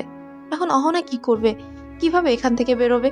কারণ এখানে যারা আছে সকলেই নিশানের বন্ধু বান্ধব। এখান থেকে সহজে বের হতেছে, এটা সে খুব ভালোভাবে বুঝতে পারে। অহনা তো এখন কি বলবে বা কি করবে কিছুই বুঝে উঠতে পারছিল না। তার যেন মাথায় কাজ করা বন্ধ করে দিয়েছিল। এখন সে কারো কাছে সাহায্য চাইবে কি? কে তাকে সাহায্য করবে? যখন ভয়ে অহনা জড়সড় হয়ে যায়, ঠিক সেই সময় যেন একটা ভেবে সে তার ফোন বের করে একটা নাম্বারে SMS করে, হেল্প মি লিখে। এখন সে নিজেও জানে না সে কোন নম্বর লিখেছে। এমন সময় হুট করে নিশান থাবা মেরে অহনার হাত থেকে ফোনটা কেড়ে নেয় এবং ফ্লোরে আছাড় মারে। অহনার ফোন ভেঙে চুরমার হয়ে যায়। অহনা এবার আরো ভয় পেয়ে যায়। এখন যদি নিশান বা তার বন্ধু বান্ধব অহনার সাথে খুব খারাপ কিছু করে, তারপরেও অহনা তাদের আটকাতে পারবে না। কারণ অহনা এখানে একা, একদম একা। তাকে সাহায্য করার মতো কেউ নেই এখানে। এখন অহনার ভয়াবহ চেহারা দেখে নিশানের খুব বিশ্রীভাবে একটা হাসি দিয়ে চলে আসে এবং জোর করে অহনাকে নিজের কাছে আনতে বাধ্য করে। ভীষণ জোরে যখন সে অহনাকে জবরদস্তি করছিল, এমন সময় অহনা চিৎকার দিয়ে ওঠে। চিৎকার দেওয়া দেখে নিশান আরো বিশ্রীভাবে হাসে এবং বলে, চিৎকার করো সোনা, আরো জোরে চিৎকার করো। কারণ তোমার চিৎকার এই ঘরের বাইরে যাবে না। এই ঘরের বাইরে যে মিউজিকটা চলছে, এতে তোমার চিৎকার কেউ শুনবে না, বরং তোমার চিৎকারে আমার অনুভূতিগুলো আরো জোরালো হবে। নিশানের এই নোংরা কথাগুলো শুনে অহনার ভয় আরো বেড়ে যায়। সে কি করবে কিছুই বুঝে উঠতে পারছিল না। সে নিজেকে বাঁচানোর আপ্রাণ চেষ্টা করতে লাগে। এমন সময় হুট করে দরজাটা ভেঙে যায়। দরজা ভাঙার শব্দে অহনা ও নিশান দুজনেই চমকে দরজার দিকে তাকায়। অহনা দরজার দিকে তাকিয়ে মানুষটাকে দেখে পুরোই অবাক এবং মনে মনে খুশিও হয়। বাইরের অন্ধকার ঠেলে ভেতরে প্রবেশ করে আরিয়ান। অহনা আরিয়ানকে দেখে অবাক হলেও তার মুখে প্রকাশ করে না, কারণ তার অবাক হওয়ার সময় নয় এখন। তার এখান থেকে বেঁচে বেরিয়ে যাওয়া বেশি প্রয়োজন। আরিয়ান ঘরের ভেতরে এসে দাঁড়াতেই অহনা দৌড়ে আরিয়ানের পেছনে গিয়ে লুকায়। এমন সময় নিশান বলে ওঠে, কি হলো জান, তুমি এইভাবে পালিয়ে যাচ্ছ কেন? তুমি না আমাকে ভালোবাসো? তার পরীক্ষা দিতে হবে না? আমিও তোমাকে অনেক ভালোবাসি। প্লিজ এভাবে পালিও না, আরো কাছে এসো আমার। নিশানের এমন কথা শুনে অহনা পেছন থেকে আরিয়ানের শার্ট খামচে ধরে। আরিয়ান বুঝতে পারে অহনা ভয় পাচ্ছে। তখন সে একবার অহনার দিকে তাকায় এবং একবার নিশানের দিকে তাকায়। আরিয়ানের চোখ দিয়ে যেন আগুন বের হচ্ছিল। মনে হয় এক্ষুনি সে নিশানকে ধ্বংস করে ফেলবে। তাই সে আর সময় নষ্ট না করে সোজা নিশানের কাছে গিয়ে তাকে ইচ্ছে মতো মারতে শুরু করে। অহনা নিশানকে মারতে দেখে আরো বেশি ভয় পায় এবং সে আরিয়ানকে আটকানোর চেষ্টা করে। আরিয়ান যেন এখন নিজের মধ্যে নেই। সে চোখ মুখ বন্ধ করে নিশানকে মেরেই যাচ্ছে। অহনা তখন বলে, আরিয়ান প্লিজ ওকে ছেড়ে দাও, ও মরে যাবে। প্লিজ চলো আমরা এখান থেকে চলে যাই, প্লিজ আরিয়ান প্লিজ। অহনার এমন কাতর গলা শুনে আরিয়ান একবার অহনার দিকে তাকায়, আর একবার রাগ ভরা চোখে নিশানের দিকে। তারপর সে অহনাকে নিয়ে সেখান থেকে বেরিয়ে আসে। অহনা আর আরিয়ান রাস্তা দিয়ে পাশাপাশি হাঁটছিল। এমন সময় অহনা হুট করে বলে, তুমি কিভাবে বুঝলে আমি বিপদে আছি, এখন আমার সাহায্যের প্রয়োজন? তোমার ফোন থেকে আমার ফোনে একটা এসএমএস আসে, সেখানে লেখা ছিল হেল্প মি। সেটা দেখে আমার ভীষণ অদ্ভুত লাগে। আমি এসএমএসটা কোথা থেকে করা হয়েছে তার লোকেশন ট্র্যাক করি। লোকেশন ট্র্যাক করে জানতে পারি এটা তো আমাদের কোনো রিলেটিভের বাড়ি না। তাহলে তুমি কোথায়? তার মানে নিশ্চয়ই তুমি কোনো না কোনো বিপদে আছো। তাই আমি আর সময় নষ্ট না করে সেই লোকেশনে চলে আসি। এসে আমি যা দেখি তাতে তো আমারই ভয়, পুরো শরীরের লোম দাঁড়িয়ে যায়। আমি যদি আসতে আর কয়েক মিনিট দেরি করতাম তাহলে তোমার ঠিক কত বড় ক্ষতি হয়ে যেত। তোমার কোনো আইডিয়া আছে? তুমি এখানে কি করছো? এখানে কেন এসেছো? এরপর অহনা একে একে সব কথা আরিয়ানকে খুলে বলে। আরিয়ান যখন জানতে পারে অহনা অন্য কাউকে ভালোবাসে, তখন সে আর নিজেকে ঠিক রাখতে পারে না। ভেতর থেকে যেন ভেঙে যায় সে। সে অহনার আড়ালে চোখের পানি মুছে দেয় এবং অহনাকে কোনো মতে তার বাড়ি পৌঁছে দিয়ে চলে যায়। সেদিনের পর থেকে নিশান অনেকবার অহনার সাথে কথা বলার চেষ্টা করেছে। অহনা নিশানের কোনো কথাই শুনেনি। নিশান অনেকবার অহনার কাছে ক্ষমাও চেয়েছে, কিন্তু অহনা তার কোনো কথা না শুনে বারবার তাকে উপেক্ষা করেছে। কিন্তু অহনা মনে মনে ভীষণ কষ্ট পায়। সে যাকে এতটাই ভালোবাসলো, যাকে এতটাই বিশ্বাস করলো, সেই মানুষটা কিভাবে তার বিশ্বাস নিয়ে খেলতে পারলো, কিভাবে তাকে এতটা কষ্ট দিতে পারলো। সে তো নিশানকে মন থেকে ভালোবাসতো, এখন সে নিশানকে ছাড়া কিভাবে থাকবে? কিভাবে পারলো সেই মানুষটা তার বিশ্বাস নিয়ে খেলতে? কিভাবে তাকে এতটা কষ্ট দিতে পারলো? সে তো নিশানকে মন থেকে ভালোবাসতো, এখন সে নিশানকে ছাড়া কিভাবে থাকবে? নিশানকে ছাড়া থাকা তার পক্ষে অসম্ভব। অহনা অনেক চেষ্টা করেছে নিশানকে ভুলে থাকার, কিন্তু সে কোনোভাবেই পারছিল না। অহনার বাড়ির লোক যখন লক্ষ্য করে অহনা কোনো বিষয় নিয়ে খুব চিন্তিত, অহনা খাওয়া দাওয়া করে না ঠিক মতো, কারোর সঙ্গে ঠিক মতো কথা বলে না, আর নিজেকে ঘরবন্দি রাখে, তারা তখন খুব চিন্তিত হয়। অহনার মা বাবা অহনার বন্ধু বান্ধবের সাথে কথা বলে জানতে চায় কি হয়েছে। অহনার বেস্ট ফ্রেন্ড নিতু তখন অহনার অতীত সম্পর্কে সবকিছুই বলে দেয়। সবকিছু জানার পর অহনার মা বাবা অনেক রেগে যায়। অহনার বাবা কি করবে তার মাথায় কাজ করছিল না। তিনি বাড়িতে এসে খুব ডিস্টার্ব থাকতেন। অহনার মা যখন যান তাকে বোঝাতেন, তখনই অহনার বাবা বলে, আমার আগে বোঝা উচিত ছিল যে মেয়ে বড় হয়েছে, মেয়েকে এখন বিয়ে দিতে হবে। কিন্তু আমি অনেক ভুল করে ফেলেছি, মেয়েকে অনেক স্বাধীনতা দিয়ে ফেলেছি। কিন্তু আর না, আমি আর এই ভুল করব না। তাহলে কি করবে তুমি? আমাদের কি বা করার আছে? আমরা তো শুধু মেয়েকে সাবধান করতে পারি, তার উপরে চাপিয়ে দিতে পারি না। হ্যাঁ, এটা যেমন ঠিক আমরা কিছুই মেয়ের ওপর চাপিয়ে দিতে পারি না, কারণ মেয়ে বড় হয়েছে। ঠিক তেমনি সন্তান যত বড়ই হোক না কেন, সন্তান যখন কোনো ভুল করে তখন বাবা মা হিসেবে আমাদের দায়িত্ব তাকে সঠিক পথে আনা এবং তার ভবিষ্যৎটা আরও উজ্জ্বল করা। কি ভাবছো তুমি? কি করতে চাও? অহনার বাবা অহনার মাকে বলে, তুমি অনু আর তার পুরো পরিবারকে এক্ষুনি এখানে আসতে বলো। এখন অহনার মা অহনার বাবার কথা শুনে অবাক হয়, কিন্তু তারপরেও তিনি অনুকে ফোন দিয়ে তার পুরো পরিবারকে নিয়ে এখানে আসতে বলেন। অনু তার শ্বশুরবাড়ির সবাইকে নিয়ে মা বাবার কথা মতো বাড়িতে আসে। অনুরা যখন বাড়িতে আসে তখন অহনার বাবা কোনো কথা না বলে আরিয়ানের সামনে গিয়ে দাঁড়ায় এবং তার সামনে হাত জোড় করে বলে, দেখো বাবা, এখন আমি তোমাকে যেটা বলতে যাব সেটা শুনে হয়তোবা তোমার মনে হতে পারে আমি ভীষণ স্বার্থপর, কিন্তু আমি আজকে স্বার্থপর হতে চাই। প্লিজ তুমি আমার কথাটা রেখো। আঙ্কেল, আপনি এভাবে বলছেন কেন? কি করতে হবে বলুন। বাবা, আমি চাই তুমি আমার মেয়ে অহনাকে বিয়ে করো আজকে, এক্ষুনি, এই মুহূর্তে। অহনার বাবার এমন কথা শুনে সবাই থমকে যায়। সবার মাথায় যেন আকাশ ভেঙে পড়ে। সবাই কি অনুভূতি প্রকাশ করবে বুঝে উঠতে পারছিল না। কিন্তু অহনার বাবা যে হুট করে এমন কিছু বলবে, এটা আরিয়ানার মা বাবা কোনোভাবে কল্পনা করতে পারেনি। কিন্তু যখন অহনার বাবা হাত জোড় করে সবার সামনে অনুনয় করে বলল, তখন আর বাবার কথাটা কোনোভাবেই কেউ অগ্রাহ্য করতে পারলো না। সবাই রাজি হয়ে যায়। আরিয়ান নিজেও মানা করতে পারেনি। এখন আর বাবার কথাটা, অহনার বাবার কথাটা, অহনার বাবা এই কথাটা যখন অহনাকে গিয়ে বলে, তখন অহনাও অস্বীকার করে। কিন্তু তার বাবা জোর করে অহনার সাথে আরিয়ানের বিয়েটা সেদিন দিয়ে দেয়। সেদিন বিয়ের পরে আরিয়ান যখন অহনার ঘরে যায়, তখন অহনা আরিয়ানকে বলে, দেখো আরিয়ান, তোমার কাছে অজানা কিছুই না। আমি আর কাউকে কোনোদিন ভালোবাসতে পারবো না, আর কাউকে কোনোদিন বিশ্বাস করতে পারবো না, বিশ্বাস করো। তাই তুমি আর কখনো আমার কাছে নিজের স্বামী হওয়ার অধিকার নিয়ে এসো না, কারণ আমি কখনো তোমাকে নিজের স্বামী হিসেবে মেনে নিতে পারবো না, কারণ আমি তো তোমাকে নিজের মনে কখনো জায়গা দিতে পারবো না। আরিয়ান অহনার কথাগুলো শুনে কি বলবে বুঝে উঠতে পারছিল না। কিন্তু তারপরও সে তার আর অহনাকে জোর করতে পারে না। তাই সে চুপচাপ সেদিন সবটাই মেনে নেয়। এরপর অহনাকে আরিয়ানদের বাড়িতে নিয়ে আসা হয়। অহনা 2 দিন আরিয়ানদের বাড়িতে থাকার পর সে জেদ করে সে আর এই বাড়িতে থাকবে না এবং সে নিজের বাড়িতে থাকবে। ঠিক তাই হয়। আরিয়ানও কোনো কথাই অহনা শোনে না। সে জোর করে তার মা বাবার সাথে বাড়িতে চলে যায়। অহনা নিজের বাড়ি থেকে পড়াশোনা শেষ করতে থাকে। আরিয়ান ছোটখাটো একটা কোম্পানিতে চাকরি করে আর পাশাপাশি পড়াশোনা। আরিয়ান অহনার থেকে বয়সে ছোট হলেও জ্ঞান বুদ্ধিতে অহনার থেকে অনেকটাই এগিয়ে। সে অহনাদের বাড়িতে মাঝে মাঝে যেত অহনার রাগ ভাঙাতে এবং অহনাকে নিজের বাড়িতে ফিরিয়ে আনতে, কিন্তু বারবার আরিয়ানকে ফিরিয়ে দিয়েছে। আরিয়ান যখন অহনাদের বাড়িতে যেত তখন অহনা আরিয়ানকে প্রচুর অপমান করত, কারণ সে আরিয়ানকে বারবার ফিরিয়ে দেওয়ার পরেও কেন আরিয়ান বারবার তার কাছে যায়। একদিন অহনা রাগ করে সারা রাত বৃষ্টিতে ভিজেছে। সেদিন প্রচুর ঝড় বৃষ্টি হচ্ছিল এবং সে ঝড় বৃষ্টিতে সারা রাত অহনা নিজেকে কষ্ট দেওয়ার জন্য ছাদের উপর দাঁড়িয়ে থাকে। সারা রাত বৃষ্টিতে ভেজার ফলে অহনার প্রচুর জ্বর আসে শরীরে। অহনার এমন অবস্থা দেখে তার মা বাবাও বেশ ভয় পেয়ে যায়। তারা আরিয়ানকে খবর দেয়। আরিয়ান এসে দেখে অহনার সমস্ত শরীর জ্বরে পড়ে যাচ্ছে। তাই সে কোনো কুল কিনারা না পেয়ে অহনাকে নিয়ে ডাক্তারের কাছে যায়।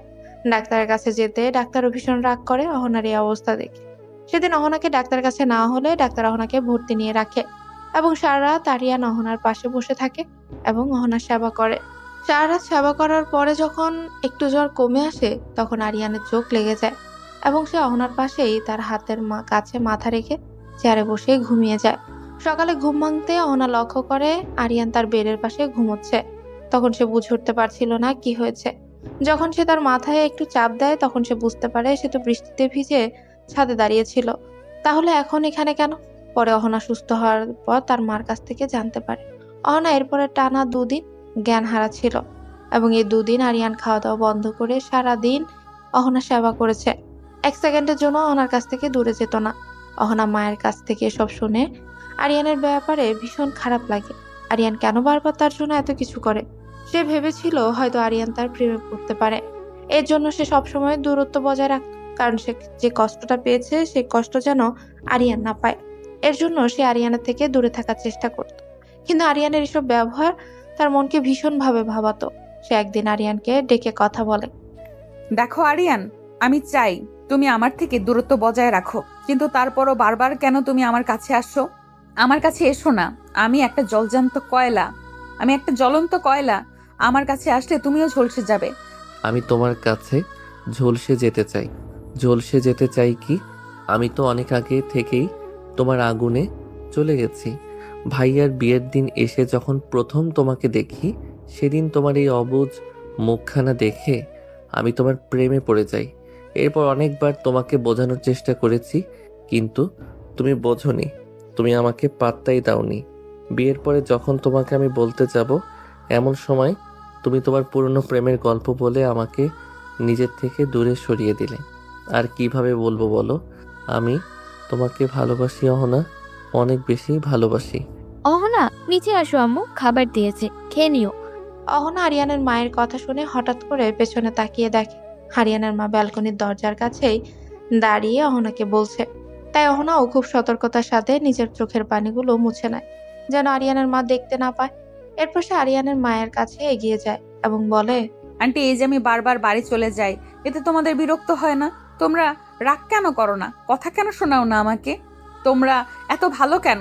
তোমরা কি জানো ভালো মানুষদের মানুষ কষ্ট দেয় বেশি? আমরা ভালোবাসায় বিশ্বাস করি আম্মু। আমি যদি বিশ্বাস করি তুমি আমাদের ভালোবাসো, তাহলে তুমি নিশ্চয়ই আসবে, যেমন আজকে এসেছো। আমাদের ভালোবাসায় তো তোকে আমাদের কাছে টেনে নিয়ে এসছে মারে। আরিয়ানের মায়ের কথা শুনে অহনা আরিয়ানের মাকে জড়িয়ে ধরে এবং কান্না করে দেয়। আরিয়ানের মা অহনাকে নিজের থেকে ছাড়িয়ে চোখের পানি মুছে দেয় এবং খুব আদর করে। এরপর আরিয়ানের মা অহনাকে নিয়ে নিচে চলে যায়। খাবার টেবিলে খাবার বেড়ে দেয়। খাবার টেবিলে সবাই বসে যখন খাবার খাচ্ছে, অহনা আর আরিয়ান পাশাপাশি বসে। খাওয়ার সময় হঠাৎ করেই তার ঝাল লেগে যায়। সকলে অহনাকে পানি খাওয়াতে ব্যস্ত হয়ে যায়। তখন আরিয়ান বলে ওঠে, যখন ঝাল খাবার খেতে পারো না, তখন দেখলে যে খাবারে ঝাল আছে, তখন খেতে কেন গেলে? তোমাকে খেতে কে বলেছে? আমাকে বলতে আমি অন্য কিছু তোমাকে রান্না করে দিতাম। এমন করে নিজেকে কষ্ট দেওয়ার কি আছে বারবার, অহনা? আরিয়ান কথাগুলো বলে দৌড়ে কিচেনের দিকে গেল এবং কিচেনে গিয়ে অহনার জন্য মধু নিয়ে আসে, কারণ অহনা ভীষণভাবে ঝালে কষ্ট পাচ্ছিল। আরিয়ান দ্রুত অহনার কাছে যায় এবং অহনার মুখে মধু তুলে দেয়। আরিয়ান মুখে তুলে খাইয়ে দিচ্ছিল এবং কিছুটা দূরে দাঁড়িয়ে আরিয়ানের মা বাবা সেটাই দেখছিল। তারা যেন এই মুহূর্তটার জন্যই এতদিন অপেক্ষা করেছে। অহনার ঝাল যখন একটু কমে আসে তখন সে আরিয়ানের দিকে তাকিয়ে দেখে আরিয়ান কতটা উদ্বিগ্ন হয়ে আছে তার ঝাল কমানোর জন্য, এবং সে খুব মনোযোগ সহকারে আরিয়ানের দিকে তাকিয়ে থাকে। মনে মনে ভাবে, ওই ছেলেটা আমাকে এতটা ভালোবাসে কেন? আমি তো কখনো তাকে তার ভালোবাসার যোগ্য মর্যাদা দিতে পারিনি। তারপরও কেন আমাকে এতটা ভালোবাসে? সে কি বুঝতে পারে না যে ভালোবাসা কষ্টের? ভালোবাসা শুধু কষ্ট দেয়। ভালোবাসার মানুষকে ধ্বংস করে দেয়। কিন্তু আমি যে তার ধ্বংসের কারণ হতে চাই না, সে কি বুঝতে পারে না?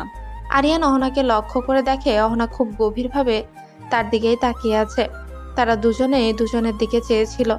এমন সময় হুট করে তারা দুজনেই সরে আসে এবং আশেপাশে তাকিয়ে দেখে আরিয়ানের মা বাবা উঠে দাঁড়িয়ে মিটিমিটি হাসছে।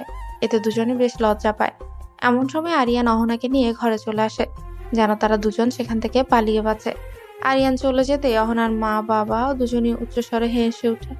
আরিয়ান ঘরে আসার পরে অহনাকে বলে বেডে শুয়ে পড়তে এবং আরিয়ান গিয়ে পাশে একটা সোফা রাখা ছিল সেখানে ঘুমিয়ে পড়ে। সকালে অহনা ঘুম থেকে উঠে দেখে তার বেডের পাশে ছোট্ট টেবিলে ধোয়া ওঠা এক কাপ গরম চা এবং চায়ের পাশে ছোট্ট একটা চিরকুট। অবাক হয় অহনা। আগ্রহ নিয়ে সে চিরকুটটা হাতে নিয়ে দেখে খুব সুন্দর করে লেখা, আজকে আমাদের বিবাহিত জীবনের অনেক দিন হলেও আজকে আমাদের সংসার জীবনের প্রথম দিন। তাই এই ছোট্ট প্রচেষ্টা আপনার অযোগ্য স্বামীর পক্ষ থেকে। ইতি, আপনার অযোগ্য স্বামী। লেখাটা পড়ে অহনার ভীষণ খারাপ লাগে। আসলে সে অজান্তে মানুষগুলোকে কতটা কষ্ট দিয়ে যাচ্ছে যেগুলো তারা ডিজার্ভ করে না। অহনা চায়ের কাপটা হাতে নিয়ে এক সিপি দিয়ে যায়। এমন সময় হুট করে দরজা খুলে ভেতরে প্রবেশ করে অনু। অহনা অনুকে দেখে অবাক হয় এবং বলে, কি রে আপু, তুই না কিছুদিন পর আসতে চেয়েছিলি, হুট করে কি মনে করে? বাবা, আসতে না আসতে এত খবরদারি! এই বাড়িটা শুধু তোর একার না, হ্যাঁ আমারও। যখন খবর পেলাম দেবরানী এসেছে বাড়িতে, তখন দেবরানীকে একটু জ্বালাতে এলাম। আইসে, এখান থেকে যা তো। সাহস আছে আমাকে জ্বালানোর? আমরা যদি দুইজনের যুদ্ধের ময়দানে নামি না, তাহলে পুরো বাড়িটাকে কুরুক্ষেত্র বানিয়ে ছাড়বো। এই দাঁড়া দাঁড়া, তুই না আমার দেবরকে নিজের স্বামী হিসেবে মানিস না? তাহলে আমি যখন বললাম আমার দেবরানীকে জ্বালাবো, তখন তুই কেন রেগে গেলি? তোর এত রেগে যাবার কথা না। যেখানে তুই আমার দেবরকেই নিজের স্বামী হিসেবে মানিস না, সেখানে তুই কেন আমার দেবরানী হতে যাবি? ভাবছি দেবরকে আরেকটা বিয়ে দিব। অনুর বলা কথাগুলো শুনে অহনার মন খারাপ হয়ে যায়, কিন্তু কেন হয় অহনা নিজেও জানে না। অনু যখন লক্ষ্য করে দেখে অহনা মন খারাপ করে দাঁড়িয়ে আছে, তখনই মনে মনে ভীষণ খুশি হয়। কারণ অহনা হয়তো আস্তে আস্তে আরিয়ানকে নিজের মনে জায়গা দিচ্ছে। এভাবে দু বোন সারাদিন খুনসুটি করে দিন কেটে যায়। আরিয়ানের মা ওদের দুজনকে অনেক ভালোবাসে এবং তাদের সাথে খুব ভালো সম্পর্ক তৈরি হয় দুই বোনের। দু বোন মিলে সারাদিন রান্নাঘরে কিছু না কিছু রান্না করে। আরিয়ানের মা তাদেরকে বাধা দিলেও তারা বাধা শুনে না। আরিয়ানের মা নিজেও রান্না করতে চেয়েছিল, কিন্তু তারা দু বোন রান্না করতে দেয়নি। অহনা কোনোভাবে বুঝতে পারেনি যে আর সারাদিন সে নিজের বাড়িতে নেই, অন্য বাড়িতে রয়েছে। সারাদিন দিন অনেক হাসি খুশিতে তাদের দিন কেটে যায়। বিকেলবেলা আরিয়ানের মা বাবা অনু আর অহনা একসাথে বসে লুডো খেলে। তারা অনেক মজা করে লুডো খেলে। এখন আর দিনটা যেন এখন আজকের স্বর্গের মতোই মনে হয় দিনগুলো। রাতের বেলা আরিয়ান এবং অয়ন বাড়িতে ফিরলে তারা একসাথে বসে ডিনার করে। ডিনার শেষে যার যার ঘরে চলে যায়। আরিয়ান নিজের ঘরে বসে ল্যাপটপে কিছু কাজ করছিল। এমন সময় অহনা ঘরে আসে, হাতে কি মনে করে আরিয়ানের জন্য এক কাপ কফিও নিয়ে আসে। অহনা কেন যেন কফি নিয়ে এসেছে অহনা নিজেও জানে না। আরিয়ান কফির মগটা সামনে দেখে খুশিতে বলে ওঠে, এখন এটার অনেক দরকার ছিল। ধন্যবাদ ভাবি, তোমাকে আমার এতটা খেয়াল রাখার জন্য। কথাটা বলে আরিয়ান যখন কফির মগটা মুখে নিয়ে তাকায়, দেখে অহনা তার দিকে তাকিয়ে আছে। আরিয়ান বুঝতে পারে কফিটা অনু নয়, অহনা নিজেই এনেছে। তখন বেশ অবাক হয়। এমন সময় অহনা নিজেই বলে ওঠে, দেখুন, আপনি নিজেই বলেছেন যতদিন না আমরা আলাদা হচ্ছি ততদিন পর্যন্ত আপনার বউ হিসাবে থাকতে। সো যখন অভিনয় করব, তখন অভিনয়টা পুরোপুরি না করলে ভালো হয়। বলুন, আমি উপরে আসছিলাম, আপু বলল আপনার জন্য এটা নিয়ে আসতে, তাই নিয়ে এলাম। এর জন্য এত ভাবার কিছু নেই। আমি কিছু ভাবছিও না। কিছু না ভাবাটাই ভালো। আরিয়ান আর অহনা বেশ কিছুক্ষণ চুপচাপ বসে থাকে, কেউ কোনো কথা বলে না। এবার আরিয়ান খুব মনোযোগ সহকারে নিজের কাজ করছিল, আর অহনা দূর থেকে বসে আরিয়ানকে লক্ষ্য করছিল। কি সুন্দর করে নিজের কাজগুলো গুছিয়ে নিচ্ছে, এত মনোযোগ সহকারে। আরিয়ানকে দেখে আজ অহনার কেন যেন খুব খারাপ লাগছে, বরং ভালোই লাগছে। মনে হচ্ছে যেন সবসময় যদি এভাবে তাকে দেখা যেত তাহলে মন্দ হতো না। এমন সময় আরিয়ান লক্ষ্য করে দেখে অহনা তার দিকেই তাকিয়ে আছে। এভাবে নিজের দিকে তাকিয়ে থাকতে দেখে আরিয়ান মুচকে হাসে। এমন সময় আরিয়ান ল্যাপটপে নিজের কোলের উপর রেখে উঠে গেল। অহনার সামনে গিয়ে দাঁড়ায়। হঠাৎ করে আরিয়ানকে নিজের সামনে এসে দাঁড়াতে দেখে অহনা বেশ ঘাবড়েছে এবং বলে, কি হলো? এভাবে দাঁড়িয়ে আছো কেন সামনে? তুমি না বললে যখন অভিনয় করতে হয় তখন প্রপার অভিনয় করতে হয়? তাহলে চলো। কোথায় যাব? আমার বউকে নিয়ে আজকে আমার চন্দ্রবিলাস করার ইচ্ছা জেগেছে, তাই তাকে নিয়ে ছাদে যাব। আরিয়ানের কথা শুনে অহনা অবাক হয়, কিন্তু কিছুই বলে না। আরিয়ানের সাথে ছাদে যায়। তারা দুজনেই বেশ কিছুক্ষণ ছাদের উপর দাঁড়িয়ে প্রকৃতির সৌন্দর্য উপভোগ করছিল। এর মাঝে আরিয়ান আর অহনার মধ্যে টুকটাক কথা হয়, কিন্তু তারা কেউ তেমন গুরুত্ব সহকারে বিষয়টাকে নিয়ে আর ভাবে না। অহনার দিন এভাবেই কাটছিল, যেন সে দিন দিন এই পরিবারের প্রতি আসক্ত হয়ে পড়ছিল। অহনা না চাইতেও এই পরিবারটাকে নিজের করে নিয়ে ফেলেছে, আপন করে নিয়েছে। এখন সে আর নিজের বাড়িতে যেতে চায় না, কোনো না কোনো ভাবে বাহানা করে আটকে দেয়। আরিয়ানকে এখন আর তার খারাপ লাগে না, বরং ভালোই লাগে। মনে হয় যেন সময় যদি আরিয়ান তার আশেপাশেই থাকে ভালোই লাগে তার। এখন অহনা মনে মনে ভাবে, আচ্ছা, আগে তো আমি আরিয়ানকে সহ্য করতে পারতাম না, কিন্তু এখন আমার আরিয়ানকে এত ভালো লাগে কেন? তবে কি আমি আরিয়ানকে ভালোবেসে ফেলেছি? না, এটা হতে পারে না। যে ভয়টা আমি পেয়েছিলাম যেন আরিয়ান আমাকে ভালোবেসে না ফেলে, এই জন্য আরিয়ান থেকে দূরে দূরে থাকতাম, সেই কাজটা দেখছি আমি করে ফেলেছি। কথাগুলো অহনা মনে মনেই ভাবে এবং সিদ্ধান্ত নেয় সে আরিয়ানকে ছেড়ে যাবে না। এই সংসারটা সে ছেড়ে যাবে না। সে আরিয়ানের সাথেই থাকতে চায়, তাকে নিজের করে নিতে চায়। সে এই সংসারে অংশ হিসেবেই থাকতে চায়, সে এই পরিবারটার অংশ হয়ে থাকতে চায়। সে মনে মনে সিদ্ধান্ত নেয় আজকে আরিয়ান এলে আরিয়ানকে সমস্তটা কিছু খুলে বলবে এবং জানিয়ে দিবে সেই পরিবার ছেড়ে যেতে চায় না, সেই পরিবারটা এবং আরিয়ানকে আপন করে নিতে চায়। অহনা আজ সারাদিন আরিয়ানের পছন্দ মতো রান্না করে। অনুর কাছ থেকে সে জেনে নেয় আরিয়ান কি খেতে পছন্দ করে, আর সারাদিনই অহনা নিজের হাতে আরিয়ানের জন্য রান্না করে। আরিয়ান অফিস থেকে আসার আগে নিজ হাতে শাড়ি পরে সেজেগুজে থাকে। আরিয়ান সারাদিন ক্লান্ত শরীর নিয়ে বাড়িতে ফিরে। বাড়িতে এসে খাবার টেবিলে খাবার দেখে পুরোই অবাক। আজকে যা যা রান্না হয়েছে সবই আরিয়ানের পছন্দ। আরিয়ান তৃপ্তি ভরে খাবারগুলো খায় এবং বলে, আচ্ছা, আজকে তো আমার জন্মদিন না, তাহলে আজকে কি কোনো বিশেষ দিন যে আজকে বাড়িতে যা রান্না হয়েছে সব আমার পছন্দ মতো? ভাবি, তুমি রান্না করেছো, অনেক সুস্বাদু হয়েছে খাবারগুলো, ধন্যবাদ তোমাকে। আমি ভাবতেও পারিনি আজকে বাড়িতে আমার জন্য এমন কিছু অপেক্ষা করছে। জি না ভাই, আমার এত সময় নেই। তোমার জন্য আমি এত কিছু রান্না করতে যাব, যেখানে আমি আমার জামাইয়ের জন্য রান্না করতে পারি না? অনুর কথা শুনে আরিয়ান বেশ অবাক হয় এবং তার মায়ের দিকে তাকিয়ে বলে, আম্মু, তাহলে সব কিছু তুমি রান্না করেছো? না বাবা, আমরাও এত সময় নেই। তোমার জন্য আমি এত কিছু রান্না করব। আজকে তোমার জন্য এই সমস্ত খাবার রান্না করেছে তোমার বউ। আরিয়ান তার মায়ের মুখ দেখে কথাটা শোনার পরে বেশ অবাকই হয়। সে অহনার দিকে তাকিয়ে দেখে অহনা আজকে অন্যরকম লাগছে। আরিয়ান মুগ্ধ হয়ে অহনার দিকে তাকায়, কারণ অহনাকে আজকে প্রথম সে শাড়ি পরায় দেখে। শাড়ি পরে যে অহনাকে বেশ সুন্দর লাগছে, যেন আকাশ থেকে নেমে আসা কোনো পরী। আরিয়ানকে অহনার দিকে এভাবে তাকাতে দেখে অহনা উপস্থিত সবাই মুখে হাত দিয়ে মিটি মিটি হাসছে। এদিকে অহনার যেন লজ্জায় মরে যাওয়ার অবস্থা। সে মনে মনে দোয়া করছিল, আল্লাহ মাটিটা সরিয়ে দাও, আমি মাটির নিচে চলে যাই। আরিয়ান অহনাকে এভাবে লজ্জা পেতে দেখে আশেপাশে তাকায়, দেখে সকলেই তাদেরকে অবাক চোখে তাকিয়ে দেখছে। এরপর আরিয়ান নিজেও বেশটা লজ্জা পায়। খাওয়া শেষ করে দ্রুত নিজের ঘরে চলে আসে, যেন সে সেখান থেকে পালিয়ে বাঁচল। আরিয়ানের এমন অবস্থা দেখে ওখানে উপস্থিত সবাই শব্দ করে হেসে ফেলে। অহনা নিজেও সবার থেকে বিদায় নিয়ে ঘরে চলে আসে। অহনা ঘরে এসে দেখে আরিয়ান ব্যালকনিতে দাঁড়িয়ে আছে। অহনা ধীরে ধীরে আরিয়ানের পেছনে গিয়ে দাঁড়ায় এবং বলে, কি ভাবছো এখানে একা একা দাঁড়িয়ে? অহনার কণ্ঠ শুনে আরিয়ান পেছনে ফিরে তাকায়, বলে, ছেড়ে যাওয়ার এতই তাড়া হয়েছে নাকি? পূর্ব প্রস্তুতি চলছে চলে যাওয়ার? আরিয়ানের কথা শুনে অহনা মুচকে হাসে এবং আরিয়ানের একদম কাছে গিয়ে ওর গলায় নিজের হাত জড়িয়ে ধরে। আরিয়ানের কানের কাছে ফিস ফিস করে বলে, ছেড়ে দেওয়ার নয় স্যার, আরো গভীর করে জড়িয়ে নেওয়ার সময় হয়েছে। অহনার কথা শুনে অবাক চোখে আরিয়ান অহনার চোখের দিকে তাকায়। অহনা যখন দেখে আরিয়ান তার দিকে গভীর দৃষ্টিতে তাকিয়ে আছে, তখনই অহনা হালকা করে হেসে তার হাত আরিয়ানের বুকের বাপাশে রেখে খুব গভীর স্বরেই বলে, আচ্ছা, এখানে থাকার জন্য আমার আর আমার পুচকুর একটু জায়গা হবে? অহনার কথা না বুঝতে পেরে অদ্ভুতভাবে তাকায় আরিয়ান। অহনা মুচকি হেসে আরিয়ানের এক হাত তার শাড়ির আঁচল ভেদ করে নিজের পেটের উপর রাখে। আরিয়ান যখন বুঝতে পারে অহনা কি বোঝাতে চাইছে, তখন সে চোখের ইশারায় জানতে চায় আরিয়ান যেটা ভেবেছে সেটাই কি সত্যি। অহনাও চোখের ইশারায় জানায় হ্যাঁ, আরিয়ান যা ভেবেছে সেটাই সত্যি। তখনই আরিয়ানের চোখ বেয়ে গড়িয়ে পড়ে পানি।